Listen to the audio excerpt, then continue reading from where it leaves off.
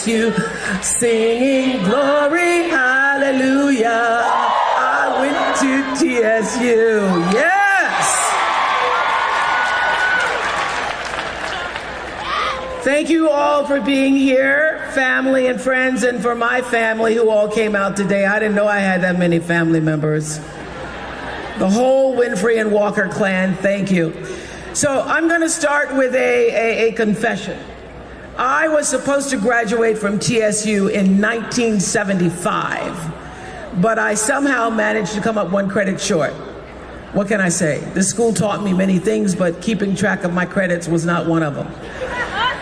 And to be fair, I did have a lot on my plate at the time. I was living at my father's house. I was commuting from East Nashville every day. Then I'd get home and I'd work at my father's store. And on weekends, I'd be reading news at WVOL. So it was first semester, my sophomore year. I was majoring in speech communication and drama. I'd wanted to be an actress, but my father had proclaimed that no daughter of mine's going to be on somebody's casting couch. And so I decided, all right, I will teach. But I was having some challenges, particularly with my scenic design class. It was taught by Mr. W. Dury Cox, who declared in front of the entire backstage crew where we had our class in the theater, and this is a quote, "Winfrey cannot draw a straight line with a ruler." So in his class, one day, I got a call. I got pulled out of Mr. Cox's lecture to take a call from Chris Clark, who was the lead anchor at WLAC TV Channel 5 at the time. It's now WTBF. But he was the news director and lead anchor at Channel 5. And Chris had heard me on WVOL radio. Don't ask me why Chris Clark was listening to a black radio station. Jesus led him to it, I guess. Anyway, he called me here at TSU and wanted to know if I was interested in being in television. And I said, no, sir. TV? No, not really, sir, because my father says I have to finish school and school is just too important. And I doubt that my dad would even let me do it, something like that. So Chris told me to just give it some thought and get back to him.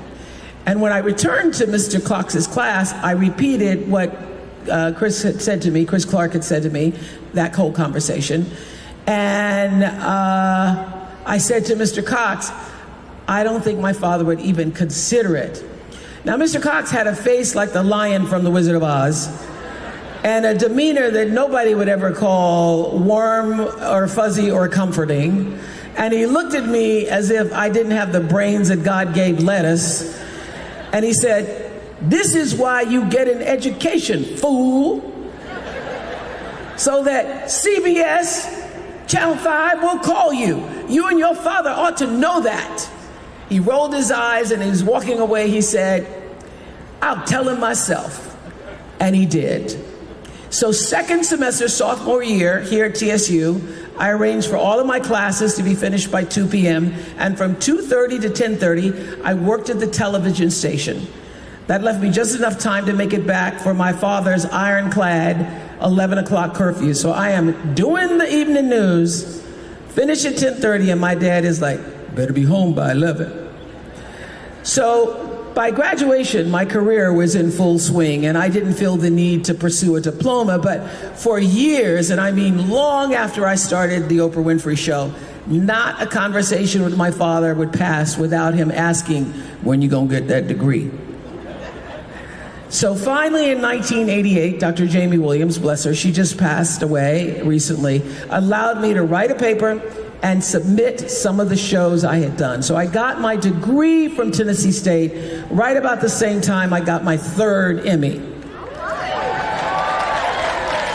So it is true that between the studying and the multiple jobs and all that commuting back and forth, it took a little longer for me, but I can promise you that you're looking at a very proud graduate of the only state-funded historically black university in Tennessee.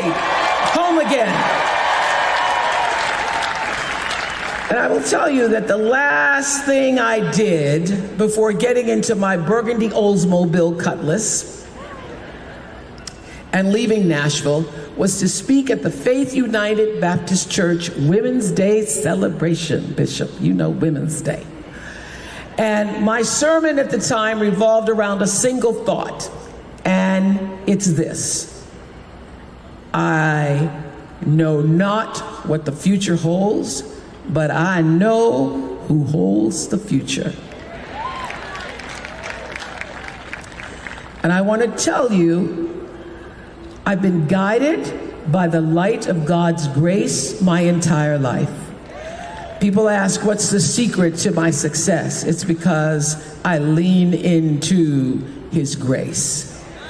Because life is always talking to us. Watch it. And this is what I do know. When you tap into what it's trying to tell you, when you can get yourself quiet enough to listen, I mean really listen, you can begin to distill the still small voice, which is always representing the truth of you from the noise of the world. And you can start to recognize when it comes your way. You can learn to make distinctions, to connect, to dig a little deeper. You'll be able to find your own voice within the still small voice. You'll begin to know your own heart and figure out what matters most when you can listen to the still small voice. Every right move I've made has come from listening deeply and following that still small voice, aligning myself with its power, with the source of power, so that when I walk into a room just as cool as you please, and the fellas either stand or fall down on their knees and they say, that's a phenomenal woman.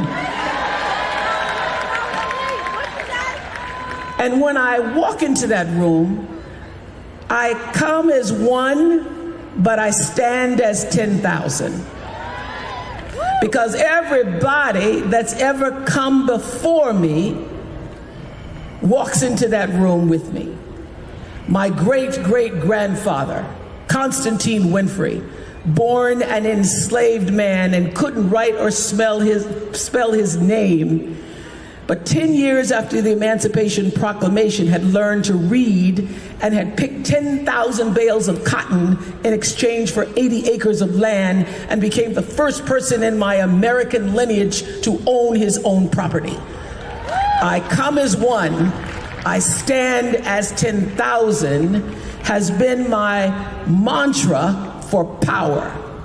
Because for so many of my earlier years, when I was the only woman, I was the only person of color, the one nobody expected to be in the room at the table on the anchor desk, co-anchoring the news here in Nashville in 1975, walking into boardrooms in the 80s, negotiating deals to own my own show. Not just do the show, but to make as much money from it as they were going to make off of me. And at no time did I ever feel out of place or not enough or inadequate or an imposter. Do not let the world make an imposter syndrome out of you. Why? Because I knew who I was. And more importantly, I knew whose I was. I didn't know the future, but I knew who was in charge of the future. And my job, just as your job is, to align with God's dream for you. And my prayer was always, use me. Use me, God. Show me how and who you need me to be. Because this is what I will tell you. God can dream a bigger dream for you than you could ever imagine for yourself. I am living testimony of aligning and living His dream. But my job today is to help you to commence to the next part of your dream odyssey. So let's talk about the right moves for that. I've been thinking a lot about how much ability, as we've seen again and again, can be so hard to come by.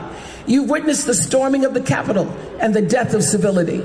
You're acutely aware that voting rights are being gutted, women's rights are being dismantled, books are being banned, history is being rewritten, the Supreme Court is being corrupted, the debt ceiling is being held hostage, the climate is changing, the LGBTQ community, LGBT plus community is under attack. The Cold War is back. The leaders are behaving like children. The children are being gunned down by military-grade assault rifles. We live on a planet where there is more than enough wrong to keep you busy trying to make things right for the rest of your natural life. And unfortunately, you're going to encounter people who will insist that it's not actually possible to make any real difference. But I believe Tennessee has a couple of Justins just a few miles from here who would respectfully disagree. Representatives like Justin Jones and Justin J. Pearson are using their lives to prove the cynics wrong, and they're building on the legacy of giants, mentors of mine like John Lewis, whose fight for justice started right here in Nashville and who now speaks to us from eternity. Well, this is what I know for sure. There will never be anything in your life as fulfilling as making a difference in somebody else's. Everybody here wants to see you take your integrity, your curiosity, your creativity, your guts, and this newfound education of yours, and use it to make a difference. Everybody always thinks you got to go do something big and grand. I'll tell you where you start. You start by being good to at least one other person every single day. Just start there. That's how you begin to change the world, by just being good to one other person. It doesn't matter if it's a member of your tribe or a stranger on the street. I'm here to tell you that a little act of compassion can be a lifesaver for somebody who receives it, but also for you who offers it. Just extend yourself in love and kindness to somebody. And as my dear friend Maya always said, love recognizes no barriers. It jumps hurdles, it leaps fences, it penetrates walls to arrive at its destination full of hope. And when you step out in love, you become someone's hope. And I know that becoming hope in the world won't always be easy. There'll be times when you get to your wits' end, but there's another old proverb that says, when you get to your wits' end, remember that's where God lives. I would add that when you get to your wits' end, it's also a good idea to remember that you've been there before, because we are among the toughest, most resilient people the world has ever seen. And I'm just not talking about older generations. Your generation has masked up and locked down for a pandemic that ravaged the world. You, my TSU friends, have trained for complicated times.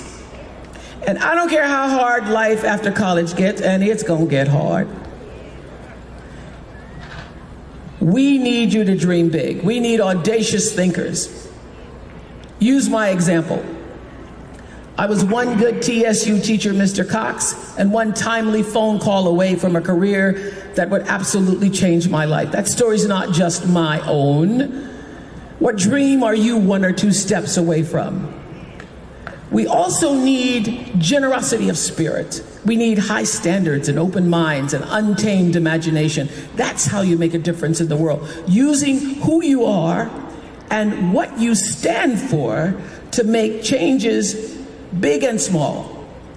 And there will be times when making the next right decision will be scary. I'll tell you a secret. That's how I've gotten through every challenge without being overwhelmed, by asking, what is the next right move? You don't have to know all the right moves. You just need to know the next one. And it's okay to be scared. In fact, if you weren't scared, I'd be scared for you. But let me repeat something that the most extraordinary, certainly one of the most extraordinary men I've ever known said. May your choices reflect your hopes, not your fears. Let your choices reflect your hopes, not your fears. To me, that's a 9-word prayer, and it came from a single individual who literally changed the world by putting his own fears aside for the people of his country. Thank you, Nelson Mandela. Now you all have photos to bomb and diplomas to frame, heels to change out of. I don't know how you walking in them heels, Trinity.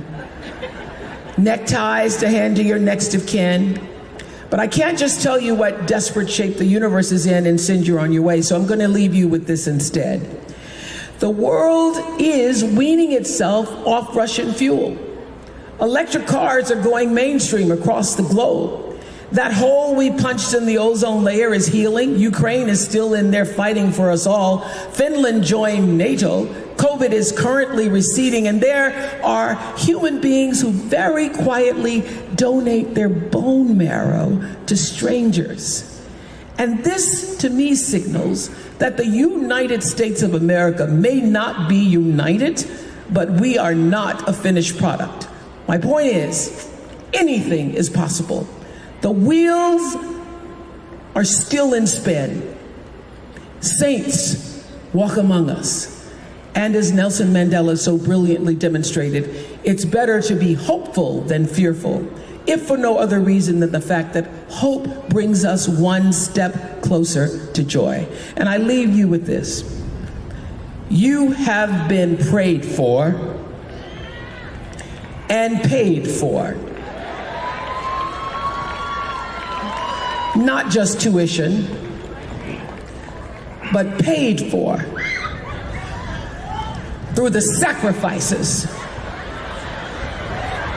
through the daily aggressions, through the discriminations, the locked doors, the back doors, the barriers broken down, through the humiliations, working 2 and 3 jobs just trying to make ends meet and getting you a little money so you could have something to spend in college. Every family member from generations back who helped make this day possible, you owe them a rising. And your job is to come on up to the rising, to meet the rising of your life, and know that your crown has been paid for. Put it on your head and wear it. Congratulations.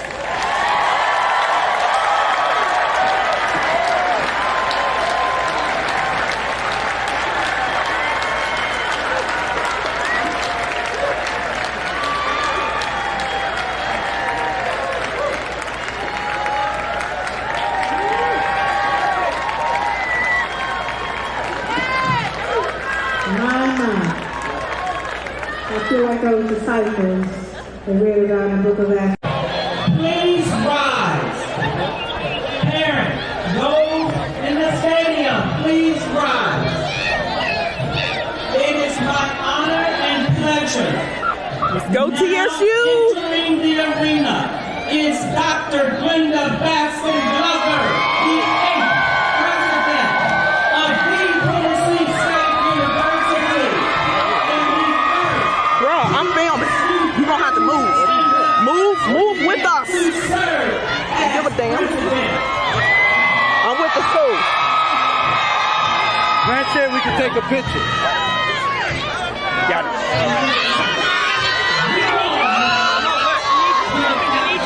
Let's go. Clear the path. Clear the path.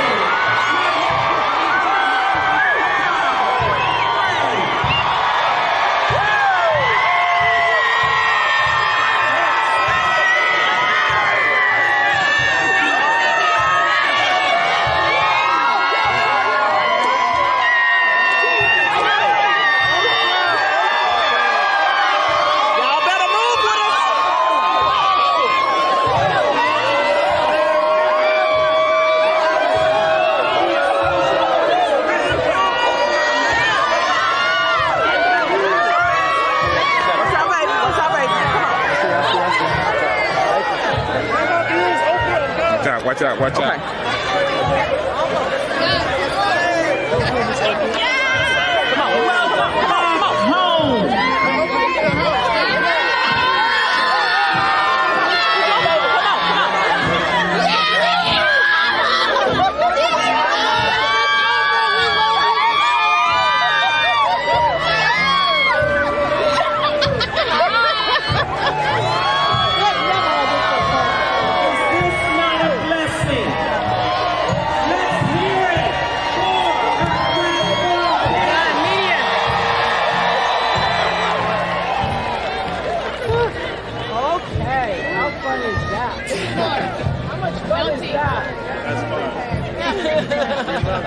Can I get a picture, please?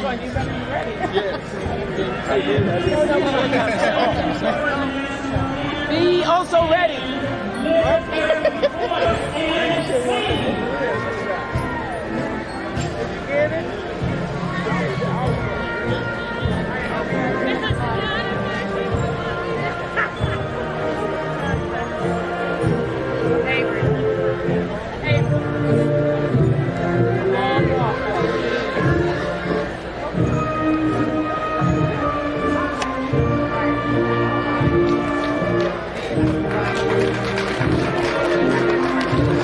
Get behind the bush.